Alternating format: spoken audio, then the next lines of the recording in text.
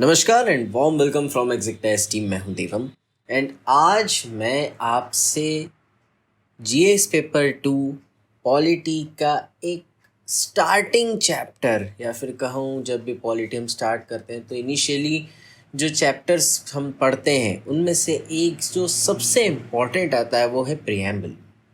जी, preamble क्या है, इसमें थोड़ी सी इसकी डिटेलिंग, ये कहाँ से आया, कैसे हमने अडॉप्ट किया, क्या क्या फैक्चुअल चीज़ें हैं, कहाँ से क्वेश्चन बन सकते हैं एग्ज़ाम में, ये सब आज की वीडियो में हम डिस्कस करेंगे।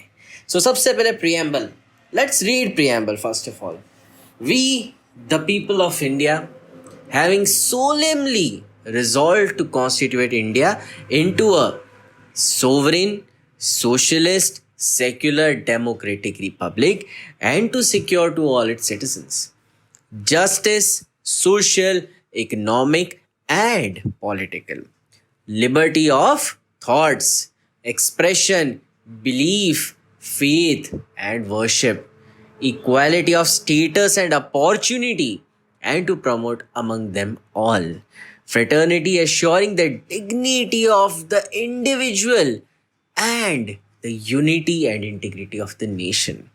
In our Constituent Assembly, this 26th day of November 1949, do hereby adopt, enact and give to ourselves this Constitution. So this was the preamble. Now, preamble के कुछ फैक्चुअल चीज़ों के बारे में हम जान लेते हैं।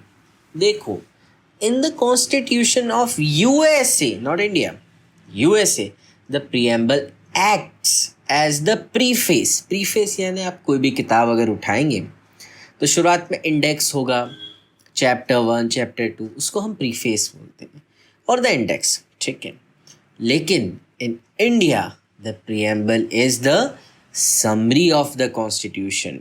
कॉन्स्टिट्यूशन बन गया, उसकी समरी है एक्चुअली प्रीएम्बल। ओके, मैं आगे क्लियर करूंगा आपके डाउट्स को।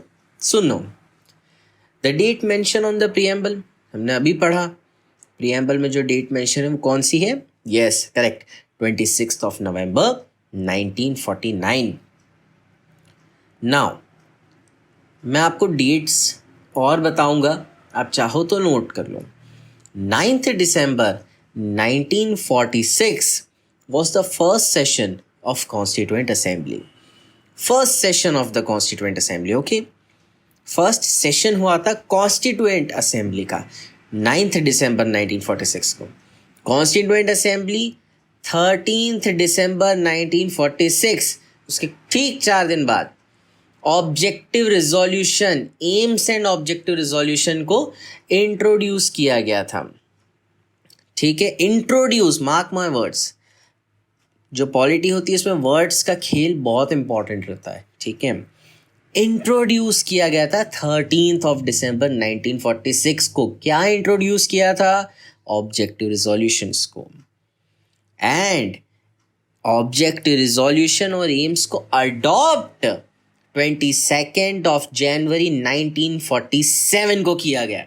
Yes, introduce and then adopt, इन दोनों में फर्क है, ठीक है। क्यों अडॉप्ट किया गया? To outline the basic principles. It acted as the plan according to which the constituent assembly would go ahead making the constitution. यानी कि ऑब्जेक्टिव रिजोल्यूशन जो नेहरू जी ने बोला वो एक ब्लूप्रिंट था। Let me give you an example.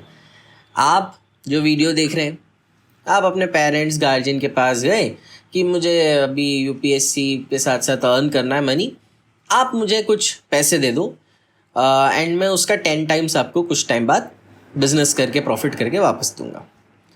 आपके guardian, आपके पेरेंट, आपके फादर ने बोला ओके डन, ये लो पैसे।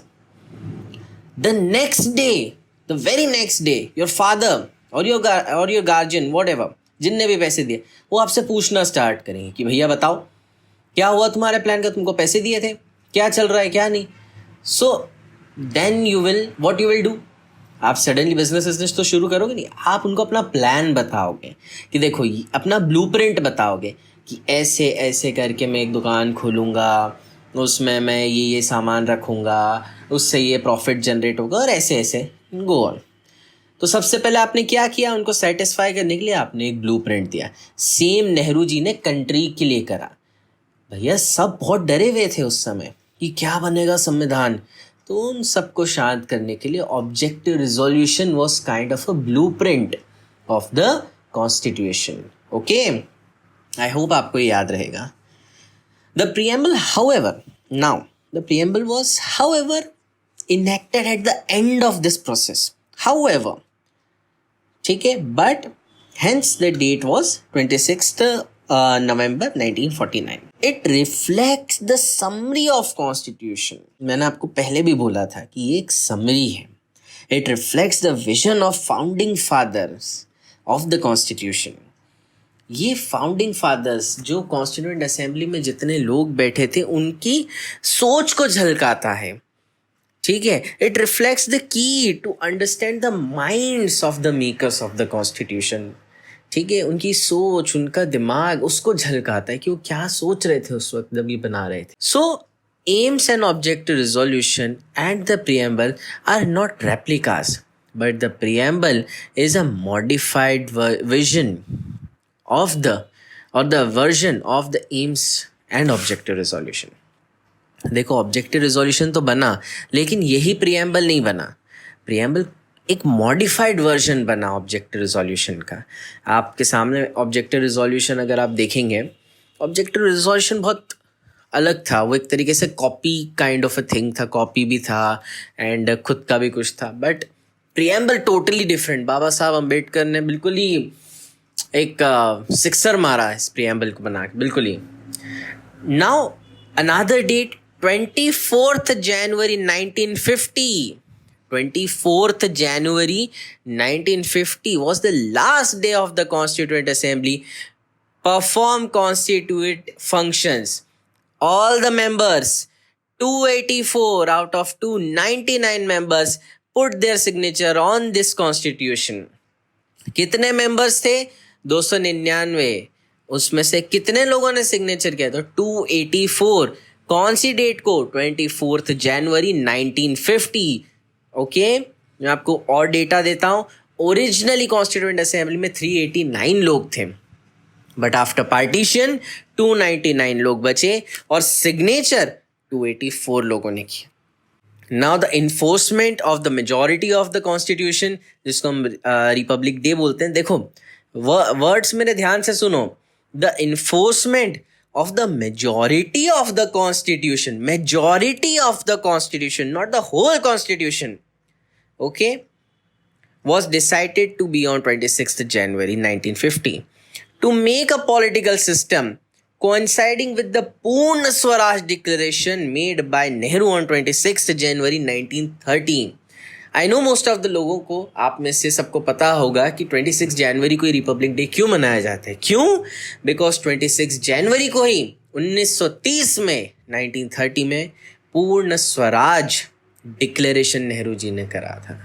Okay, the one dealing with the citizenship, oath of the president, election commission came into force 26 November 1949.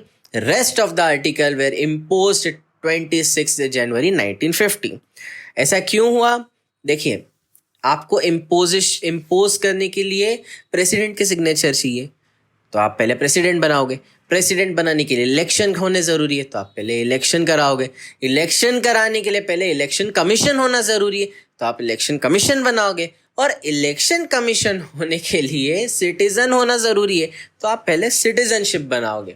तो ये इस क्रम से चला, citizenship, election commission, elections, president and then आपका बाकी के कॉन्स्टिट्यूशन को इम्पोज किया गया।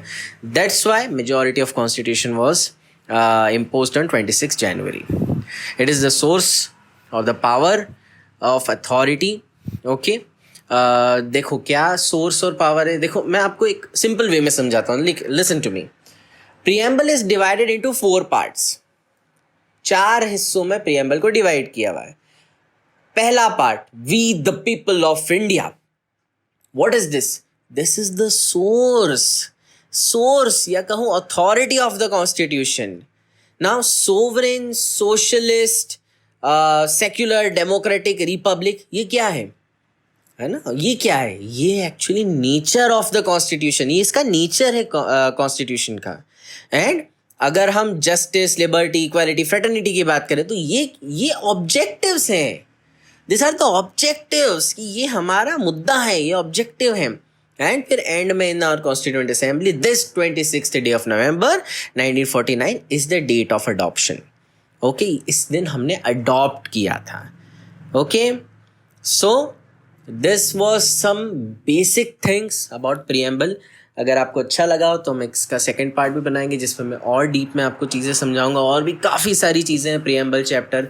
So with that said, thank you very much for watching this video. इसको अपने दोस्तों के साथ शेयर कीजिए. प्रीएम्बल की काफ़ी सारी चीज़ें आपको जानने को मिल गई होंगी. एंड मेरा दावा है कि 50 to 70% आपके क्वेश्चंस प्रीलिम्स के इस वीडियो के थ्रू हो जाएंगे.